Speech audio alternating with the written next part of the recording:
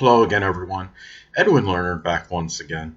In this YouTube astrological segment, I'm going to be talking about the zodiac sign Gemini and money. And yes, this does apply and pertain to the sun, moon, and ascendant. Well, anyway, people, as far as Gemini and money goes, well, Gemini is very versatile. They can, if anyone can multitask at a job, and be involved with job variety, so to speak, it would be the sign Gemini. Geminis are very adroit. They could do many different things. They also, as far as coming up with ideas and formulating ways to make money, Gemini could be a master at this. But the thing about Gemini, though, is unlike Taurus, they're not really that enamored with money. That money is in material items are generally not of much significance to Gemini. So Gemini can generate a lot of money quickly because of their intellectual ability. But they could also spend it just as quickly. They're not ones to hoard money or hold on to money that long. They're not really ones that are about things of a monetary value. And you look at Gemini too, as far as what they can do, as far as generating money, well, it could be anything connected with communication. Gemini is really the quintessential communicator of the zodiac, so they could do anything connected with communications generally, such as could be broadcasting, writing, journalism, satellite data communications, something with computers. They could also be scientific as well.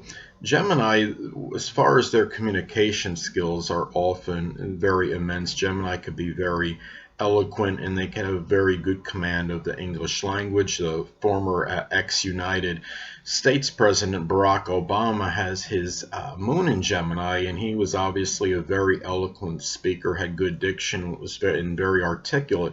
Now, the thing too about Gemini is that they are, as far as making money, the thing about them, Gemini is not really one that is about persistence. They can start one money-making scheme or idea or do one job, but then they somehow lose their interest due to being bored and the fact that sometimes a certain job might become monotonous or it might become tedious, and there might be something mundane about it that they may not like, and then they go on to the next thing.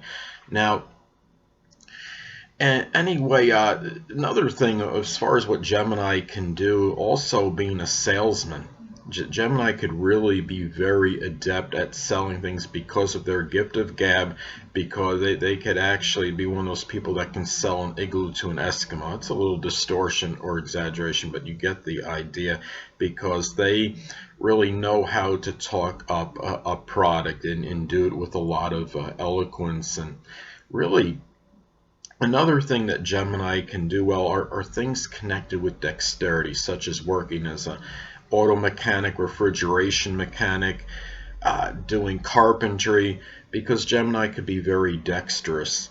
Now, looking at the chart, the zodiac sign Cancer often falls on the second house cusp in a solar or natal chart for Gemini.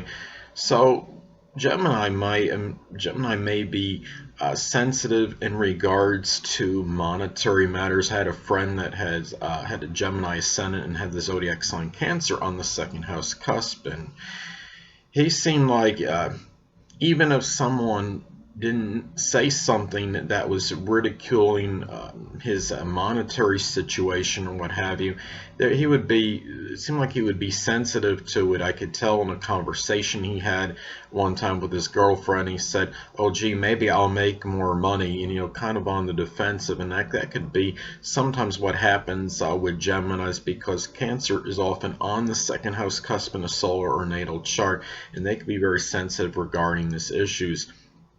As far as what Gemini can do, that would be connected with Cancer often being on the second house cusp in a solar or natal chart. Well, Cancer, like as far as generating money, because that's what the second house is about, or I should say one of the things associated with the second house, something Cancer-like, such as cooking, doing something connected with food. It could be food preparation, working in a restaurant, perhaps generating money out of the home, doing something associated with water, such as working as a lifeguard, or some profession on the beach, or working on a dock. It could be another example.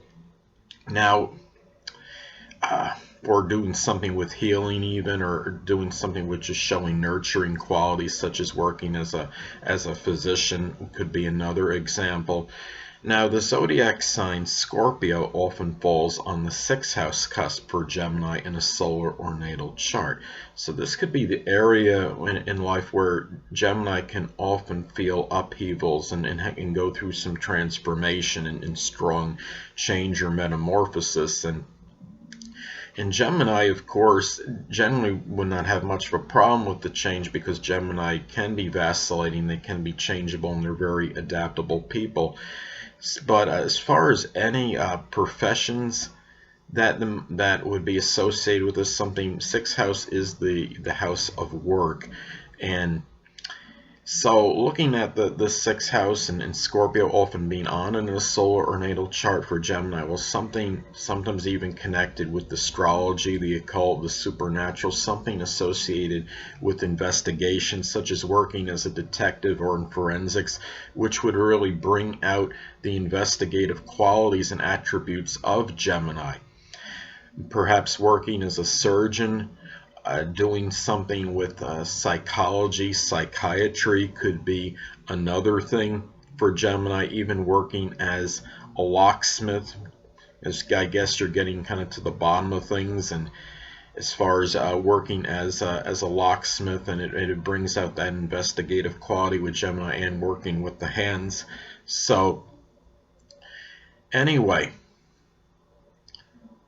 well, last but not least, it's also important to look at the 10th house cusp for Gemini, because this could be, this rules the career in vocation, and this could be strongly associated with what Gemini may do as far as a career goes. Now, in a solar or natal chart, generally Aquarius or Pisces will fall on the 10th house cusp for Gemini, and as you know, I do my charts based on Western astrology and the Placidus house cusp system. So you can have it. So Aquarius or Pisces can fall on the 10th house cusp for Gemini, for a solar or natal chart for Gemini. So anyway, as far as Aquarius goes, I'll start with that first. And Aquarius being on the 10th, well, that could indicate that Gemini might do well and be proficient in something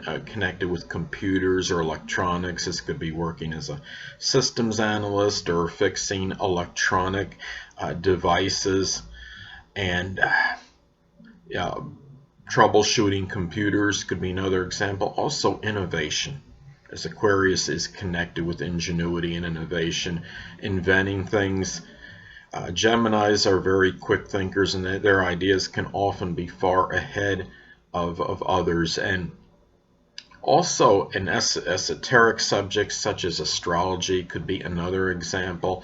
And being in Aquarius, being often on the 10th house cusp in a solar or natal chart for Gemini, well, freedom and independence can often be imperative for Gemini's career, and being able to go at their own pace and have that freedom to do what they want to do when they want to do it as well. So, and as far as Pisces goes, which can often be on the 10th house cusp in a solar or natal chart for Gemini, well, Pisces can show if Pisces is there, well, Pisces can show the compassion as far as things and being sensitive in career related matters. NBA superstar LeBron James has Gemini rising and Pisces on the 10th house cusp, and anybody that's seen anything lately in his what's going on with him, he's shown a lot of sensitivity in matters pertaining to his reputation and career. And as far as professions associated with Pisces on the 10th, well, that could be anything with water, such as oceanography, doing something connected, it could even be doing something with the water, such as fishing. Perhaps some other things could be something with spirituality, the metaphysical, perhaps a career in illusion, such as working as a magician, could be another example. And on anything else, well, perhaps something with photography or videography could be another example. Even going on YouTube and doing videos where it's set up for some monetary gain or generating income that way, that could be another possibility, because I believe YouTube has as it's set up where you can set your account up for monetization, so that could be another thing as an example as well. Well, anyway, people, that'll conclude this YouTube astrological segment for the zodiac sign Gemini and money. And stay tuned next time, where I'll be talking about the zodiac sign Cancer and money. Two things I want to get with you on before I head out. Firstly, the stars may impel but do not compel. And secondly, never isolate any single astrological element, aspect, planetary placement, position, configuration, influence, or what have you, and make an analysis of a person, astrologically speaking, based on this alone, because astrologically speaking, the person is the sum of all their components in their natal chart and not just one. Until next time, people, stay well.